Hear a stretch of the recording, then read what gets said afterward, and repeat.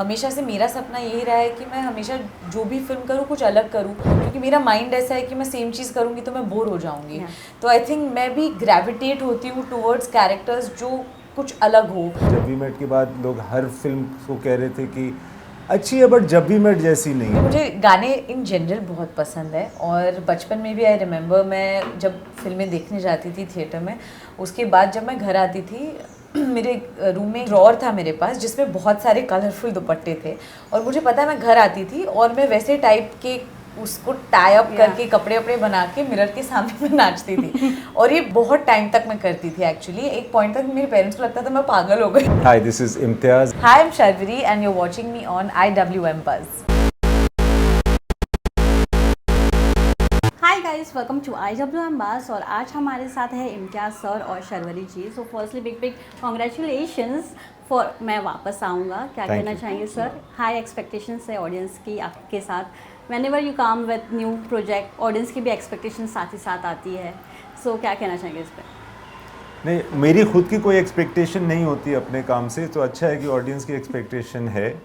तो मैं देखना चाहूँगा कि उनको अच्छी लगी कि नहीं फिल्म। ऑब्वियसली मैंने ऑडियंस के लिए बनाई है और देखते हैं, hopefully they will like the film.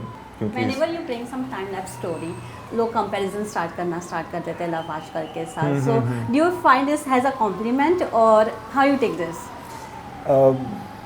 I think it's a double edged sword, Yeah. Because कभी कभी अपनी किसी फिल्म से आपको कंपटीशन की फीलिंग आने लगती है। जैसे जब वी मेट के बाद लोग हर फिल्म को कह रहे थे कि अच्छी है बट जब वी मेट जैसी नहीं है। रॉकस्टार अच्छी है बट जब वी मेट क्यों नहीं बनाते? बट ये भी प्यार से ही आता है, रिस्पेक्ट ही है, कॉम्प्लीमेंट ही है।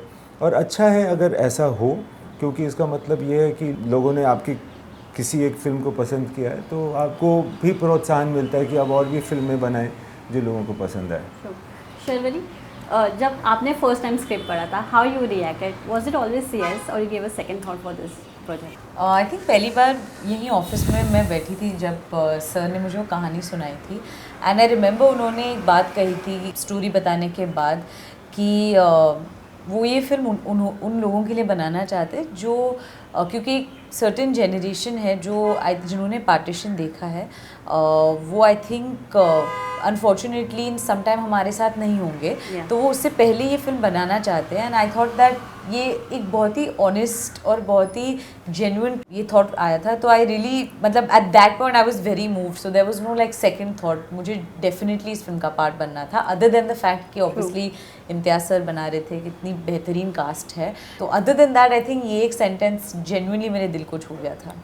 बट मैं आपसे एक और चीज़ जानना चाहूँगी, you are doing something different every project में। हमें आपको एक अलग किरदार में देख रहे हैं, शर्वरी के अलग अलग रूप देखने को हमें मिल रहा है। To maintain your graph, is it tough और is it challenging now more? No, I don't think it's tough or challenging. I think it's exciting because I have always wanted to do this. Yeah. हमेशा से मेरा सपना यही रहा है कि मैं हमेशा जो भी फिल्म करूँ कुछ अलग करूँ, बिकॉज मैं एक्साइटेड रहती हूँ, क्योंकि मेरा माइंड ऐसा है कि मैं सेम चीज़ करूँगी तो मैं बोर हो जाऊँगी। तो आई थिंक मैं भी ग्रेविटेट होती हूँ टूवर्ड्स कैरेक्टर्स जो कुछ अलग हो या फिर जो मैंने पहले नहीं किया हो। तो आई थिंक ये मेरा चॉइस एक्चुअली बहुत प्लान्ड नहीं था, बट मुझे पता है कि एज अ माइंड मैं बोर हो जाऊंगी अगर मैं सेम चीज़ें करते रहूँगी।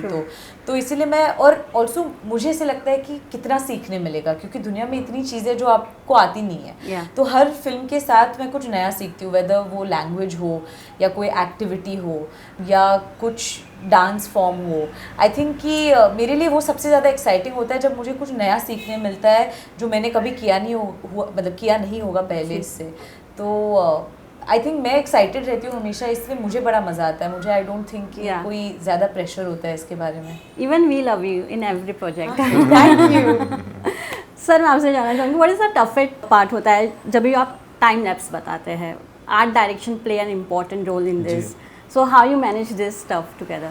Time lapse in the sense that दो अलग अलग टू जनरेशन या टू, बहुत एक्साइटिंग, बहुत इंटरेस्टिंग होता है। मैं अकेला काम नहीं कर रहा होता, उसमें बहुत सारे दूसरे आर्टिस्ट्स होते हैं, जैसे production designer, cinematographer, costume designer, actor, अलग अलग लोग होते हैं। मेकअप भी अलग होता है, अलग युग का। मज़ा बहुत आता है मुझे। अभी हमारी इस फिल्म में प्रियंका नाम की एक लड़की है जो कॉस्ट्यूम डिपार्टमेंट में शीतल के साथ थी, तो उसने कहा कि आपका पीरियड का काम बड़ा अच्छा होता है. You should make movies on different times, which I took as a compliment. It is very enjoyable to do different periods. True.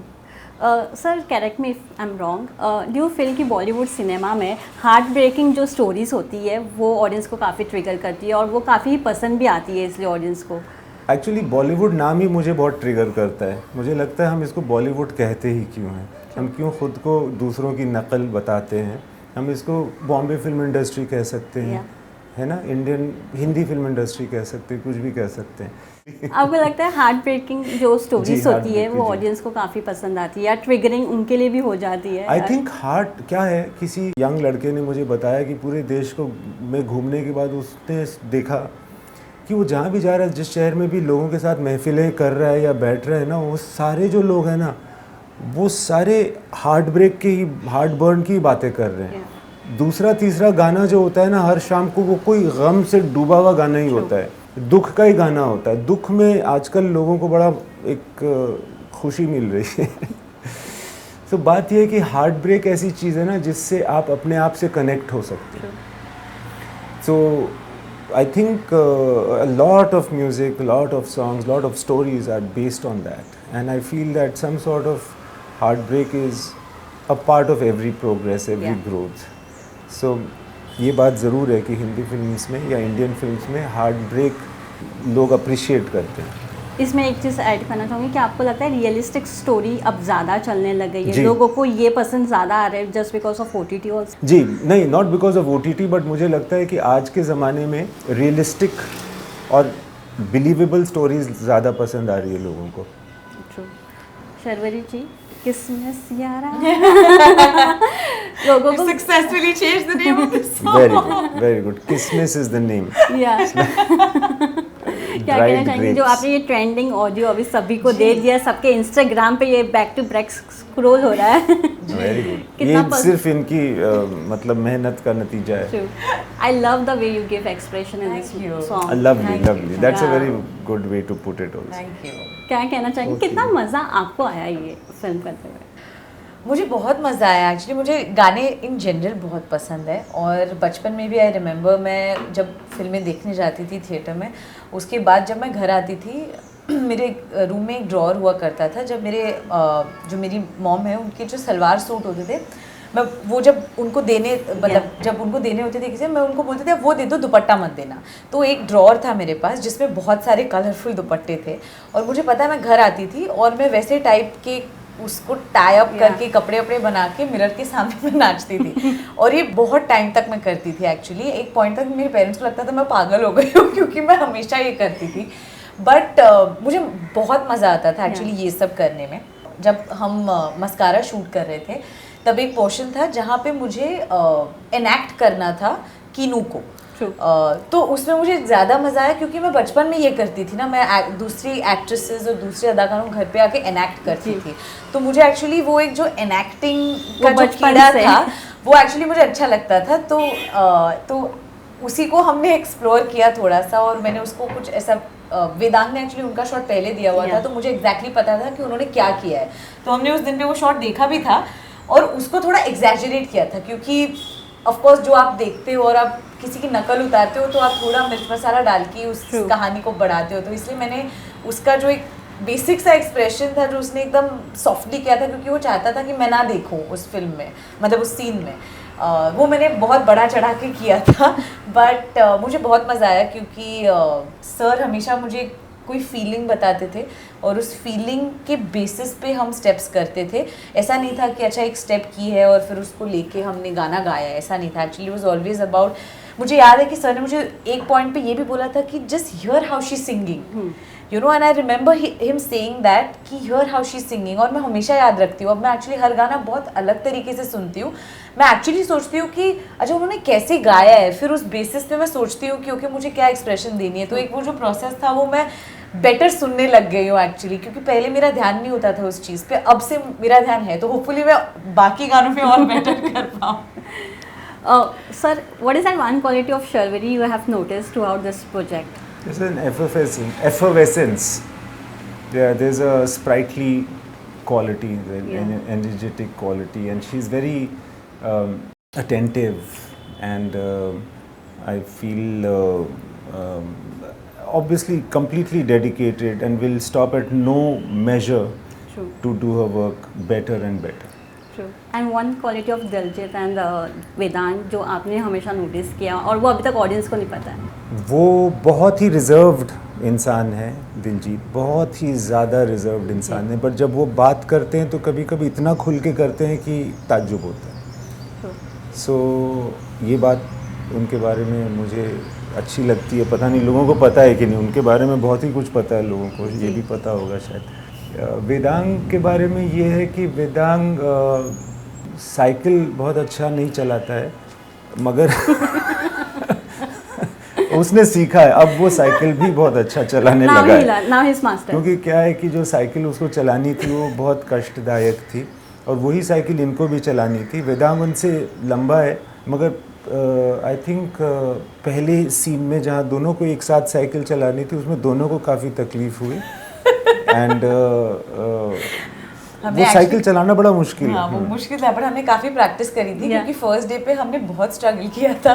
हमने दोनों ने कहा था कि ऑफ कोर्स साइकिलिंग हमें तो आती है, बट जो एक पीरियड स्पेसिफिक साइकिल थी, उसकी जो हाइट थी, हमें पता नहीं था कि अच्छा इससे उतरना और चढ़ना इतना मुश्किल होगा.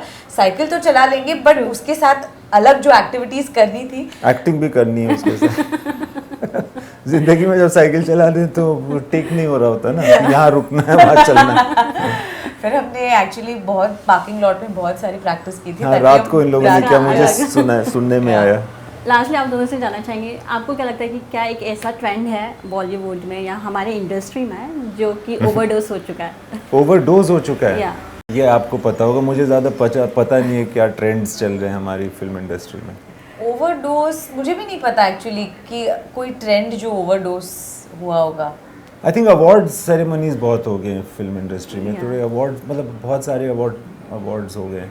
True. तो मुझे लगता है कि उसमें भी ना कोई एक नियम होना चाहिए कि आप मतलब Affiliated शर्वरी type. एक स्टार्ट कर दे, मैं भी स्टार्ट कर दूँ. बहुत सारे अवार्ड्स Yeah. हो गए, तो पता नहीं कोई इसके बारे में सोच रहा है कि नहीं कि कितने अवार्ड्स होने चाहिए.